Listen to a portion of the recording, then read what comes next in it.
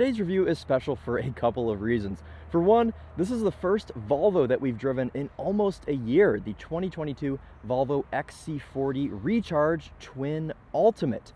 And two, my cousin Michelle and her husband Josh just placed an order for an XC40 Recharge. So I figured I would shoot a little bit of a shorter, simpler review just to give them a little sneak peek of the car that they just ordered. So hey guys, I hope you're getting excited for your XC40, and I'm excited to show you around this one today. So as I stated, XC40 Twin Ultimate. This is the top of the line when it comes to luxury features and, well, speed. This XC40 has 402 horsepower and 486 foot-pounds of torque, and it absolutely blew me away when I got in it for the first time and put the pedal to the floor and my head smacked the headrest pretty hard. It was very unexpected because looking at this car, you don't expect it to be fast at all, but it is properly quick. It would absolutely annihilate most things that you see driving around from the 0 to 60 sprint. Anyways, let's go ahead and take a look around. Let's start in the back.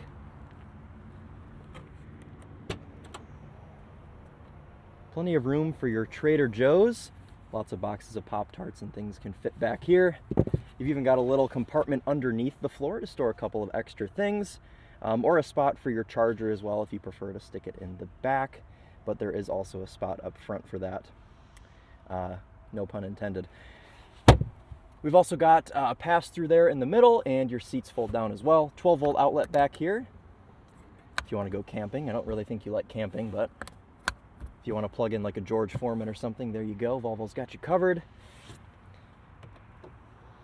Power closing hatch. It actually closes pretty quickly. No animals will be escaping if you have an animal back there. Interesting body line on the door here. It doesn't affect visibility too much, but not the best visibility out of the back that I've ever seen. Overall, interior materials are actually very nice. Smooth, soft leather on the seats, and then you have these nice Alcantara inserts as well, which feel really nice. Seats fold down effortlessly, and you even get that power headrest fold, and they fold flat, so it just really expands your cargo area very nicely. Check that out. And then a pass-through if you just, I don't know, if you're going skiing or something. A little bit of a heavy seat to put back up, but at least the seat belt does not get in the way. All right, let's test out legroom on the other side since my backpack's in the way on that side. So I'll be honest, when this car showed up, I was not expecting there to be any legroom in the back, but it actually has quite a bit. I'm 5'11", this seat is adjusted for me, and I've got enough legroom, and trust me, there will be plenty of room for Liam back here. I'm sure his knees would not get anywhere near the seat for quite a while, and if he only gets to be 5'11", then he'll fit back here forever. But if he gets to be 6 foot, he might be a little bit cramped. He's also got his own vents back here, but not a whole climate control system for him to mess with the whole time while you guys are driving. Heated seats down here as well, and then he also gets a couple of USB-C ports to charge his devices. There you go. Seat back pockets as well. I'd recommend keeping those empty because otherwise they will stretch out and become unusable. A little sneak peek up here at the front. We'll get to that in just a second. So let's talk about your charging. Well, your charge port is right here on the driver's side rear. When you're charging in public, you got to remove this little guy here, and it allows the plug to go in. But with your at-home plug, you'll just use this little top part right here. Pretty easy to access, and it's in a nice spot. You actually get a frunk in this car as well. It's pretty small. If you don't know what a frunk is, it's a front trunk. Joshua will know, his Porsche has one.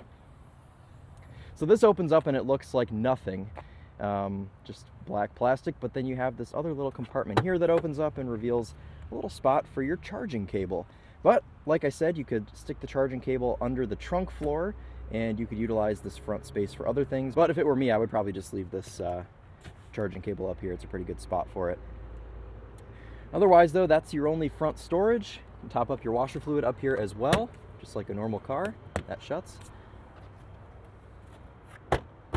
Everything seems to work nice and smoothly. This is easy to shut as well. It's a very light frunk, hood, bonnet, whatever you want to call it. Pretty good looking front end. A lot of EVs don't give you that front cooling area or grill, whatever you want to call it. But Volvo mocks the gas car pretty nicely and just adds that nice EV touch to the grill. And I think it looks really nice. I've always liked the looks of this car, and in the subcompact SUV segment, I think it's really important to have some sort of a unique look to the car. And just with this rear 3/4 design and overall Volvo-ness of the car, it definitely passes that test. All right, let's go ahead and sit up front. This is where you guys will be spending most of your time, of course. And this isn't like a normal car. There's no on or off switch. As long as you have the key in the car, you simply put it into drive and set off. There's no start-stop button, and we'll demonstrate that in just a little bit when we go out for a short drive. But for right now, let's just take a look at other things in the interior. Center console's got a decent amount of room. You've also got a little cubby here for your phone to sit in, like so, if you prefer to put it there. In front of that, of course, is the shifter, 2 cup holders. You've got another little cubby right here. I guess an ashtray if you two decide to take up smoking cigarettes. And then also a wireless charger for your phone right there in the middle, and a couple little spots along the sides to store other things. 12-volt outlet there, and then a couple USB-C ports. As far as everything else goes, mostly everything is in this infotainment system. It works quite a bit like an old school iPhone. You've got all touch controls, and then you've got a home button here in the middle to get you back, well, home. Climate control is all dealt with in the infotainment, which, to be honest with you, I'm not the biggest fan of. At least it's easy to access, just one click on your temperature there, and you can adjust your fan speed here. As you can see, heated elements are in here, which is probably the most annoying feature because you have to click so many times to get to anything. Heated steering wheel and heated seats are all dealt with there. Passenger side over here. Climate control, not my most favorite system in the world, but it works better than most that are integrated into the infotainment, so we'll give Volvo a pass on this one. Like I said, hit the home button, takes you back. I've got my phone paired right now wirelessly via Bluetooth, obviously. You can see all of the details with your phone here. You can see all your contacts and everything. They set this up to be kind of like a big Android phone, and I've never used an Android phone, so it's a little bit unfamiliar, but the fact that it has a home button is easy. At least it's able to take you back home. Settings over here, you can adjust your driving settings and whatnot. I've got one pedal drive on right now, which we'll demonstrate as well once we go out on the road. You can also adjust your steering feel and, steering assist, other things. If you want to go off-road, you can toggle that into off-road mode. I don't think there's many places to off-road in Chicago, but maybe you guys will find somewhere. Off-road through the subway system or something. Google Maps up here on top. It's just an integrated Google Maps, so you really don't even need Apple CarPlay because you've got your internet Google Maps right here, just standard on the car. Music here in our second column. Just shows you what you're playing. There you go. And also you can customize this bottom, you can customize the bottom segment to be whatever you want. I've got it on car status because this is riding on 20-inch wheels and it's pothole season here in Michigan, so I want to make sure that all of my tires stay up to the correct PSI. If I run over a pothole, I want to make sure I didn't explode one of the tires. All right, well, that's mostly all you need to know about the infotainment. Quick access buttons down here, hazards, front and rear defrost, and then luckily, we do actually have a volume knob, and it's very satisfying. Listen to this. Yeah, that's a good volume knob. Skip tracks, pause, play. All of the physical controls that matter are here, besides climate. The seats are nice. We get a little Swedish flag tag here to remind you that you're in a Swedish car. Even though I think Volvo today is technically Chinese, but we'll gloss over that. It still has Swedish roots. Big panoramic sunroof also in this XC40, but the sunroof controls are very irritating. I'm just going to be honest about this. And if you look at this panel, it doesn't even look like sunroof controls. Right now I've got the shade open. If you want to close the shade, you hold, you see, yes, it's done what I didn't want it to do. Okay, go back down. I think you swipe. Yes, that's what it is. Okay, you swipe forwards and it closes the shade. Hold your finger here. It actually closes pretty quickly. It's one of the faster closing panoramic shades I've seen. Swipe back and it'll go all the way back for you. Actually, it might only go halfway back. Nope, it's going to go all the way. All right, now gets to the complicated part. If you want to actually open the sunroof, you have to hold here and it'll crack it, okay? You have to then remove your finger and hold it, or actually you swipe back again, and then it will open the moonroof, okay. I'm gonna be honest with you guys, I drove this car for 2 days before I figured out how to operate the moonroof. And I didn't Google it, I wanted to figure it out myself, and it took me 2 days to figure this out. So now you guys don't have to sit through the misery that I did trying to figure out how to operate this thing. Oh, and then also it won't close all the way, so you have to get to where it's cracked, then you have to do it again, and then it closes. Okay, so now that we're through that, otherwise, well, we've got a Harman Kardon sound system. There will be a link in the description to a full in-depth tour of that if you're curious. Charlie will make a video on that, as well as EV range. Glove compartment, pretty standard. Otherwise, what else do we have in here? Well, not too much. Pretty normal steering wheel controls. Soft touches here for both elbows. It's honestly a very, very comfortable interior overall. I don't necessarily have any complaints with it. All right, now that we've done the full interior tour, let's go ahead and take this for just a little short drive around the block. So like I said, I haven't done anything since I've gotten in here except sit down, foot on the brake, into drive, and that's all you've got to do. Your whole cluster is a sat-nav screen, so you don't even really have to use your map there on the right if you just want to navigate by looking at a map. Pretty sweet. Pretty good reversing camera. You can also hit the 360 camera here, and well, shows you a 360-degree view around you. All right, back into drive. I do have one pedal drive on right now, which means you don't really need to use the brake unless there's an emergency situation.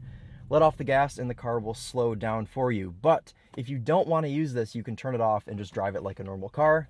But I usually prefer to drive my EVs so I can regen as much power as possible, and you do that by driving in one pedal drive.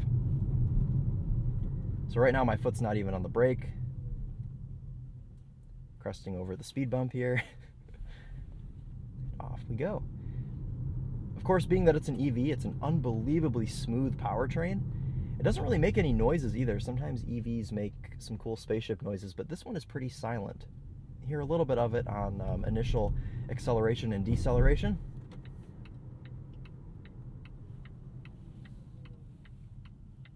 All right, now here comes my favorite part of this car. The absolute insanity that it holds when you put your foot down. You ready? And there was 60 miles an hour. I believe Car and Driver rates this at 4.3 seconds to 60, which is faster than anything I own. So congratulations, you're going to have a much faster car than me.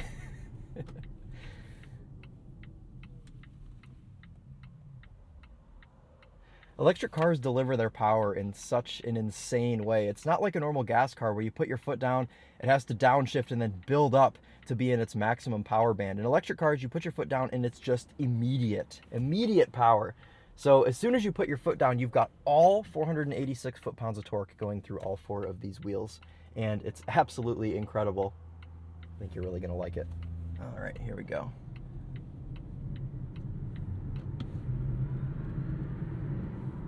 And just like that, we're up to the speed limit.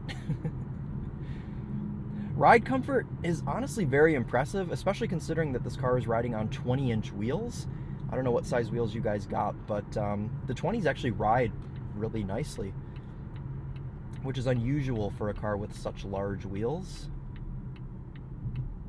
Using my regen braking here. Steering feel is very smooth and linear, and the steering wheel itself feels very nice in the hands. There's something about Volvos that's just very satisfying to drive them. They just feel proper.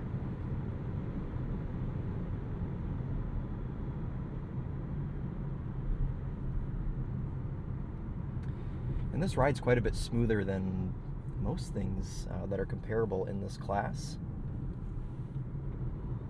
The low center of gravity, considering that this is an EV, could certainly be helping with that. All right, up to highway speeds now, and I mean, it cruises effortlessly. Cruise control is easy. It's just one press of a button and it goes into cruise control. Thought my steering assist was on, I guess it's not. We also have steering assist that'll hold you in between the lanes. I must not have toggled that on in the infotainment.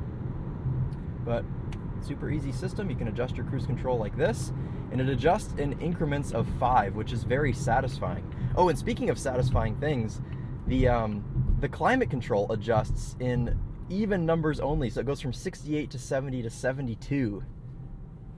No need to worry about your pesky odd numbers. A little bit of tire squeal there. But a corner's so nice for an SUV.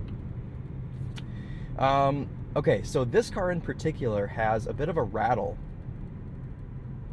I don't know if you guys can hear it on camera. I'm sure you can. It's somewhere either behind the infotainment screen or behind this little panel here. Really only hear it over bumps. I think this may be a pre-production unit, so hopefully your guys' car will not have that. But it's been driving me nuts all week. I haven't mentioned it when I've been texting you guys about the car, but I'm hoping that your guys' car won't have it, because this is a press car with a couple thousand miles on it, plus I think it may be pre-production, so I would not worry about there being a rattle. But the good thing about new cars with interior rattles is you can just take them to the dealership and get them sorted, and they'll put you up in a nice Volvo loaner car.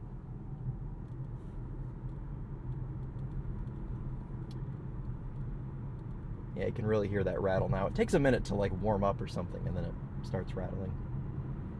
This is a really, really interesting car because it's very easy to drive in both aspects. It's super easy to drive it just like a normal car around town, very slowly like. It'll be perfect for downtown Chicago or downtown wherever you guys decide to drive. But also, if you want to go out and do a spirited drive, it's really good for that as well. It corners nice, it's stupid fast, as you just saw. And I mean, I've enjoyed it in every aspect besides this rattle and the sunroof controls. I've really enjoyed it in every aspect. So you guys are getting a really, really cool little car here. I always love when we have Volvos because it's just something different. And the sound systems are always really good as well. The Harman Kardon in this is not the best I've ever heard, but it's up there for Harman Kardon systems. Volvo always does a really, really good job with their sound systems. And this XC40 is no exception. I know we touched on visibility earlier. Visibility is honestly really good, and you also have blind spot monitors on both mirrors, so you really don't even need to worry about it, especially considering all of the cameras that this car has. So even if you're in a parking lot, you're aided by the 360 camera and the reverse camera. So visibility is not too big of an issue. And it's pretty good if you don't consider the weird body line on that rear door. All right, you can really hear that rattle now. Fingers crossed that yours does not do that.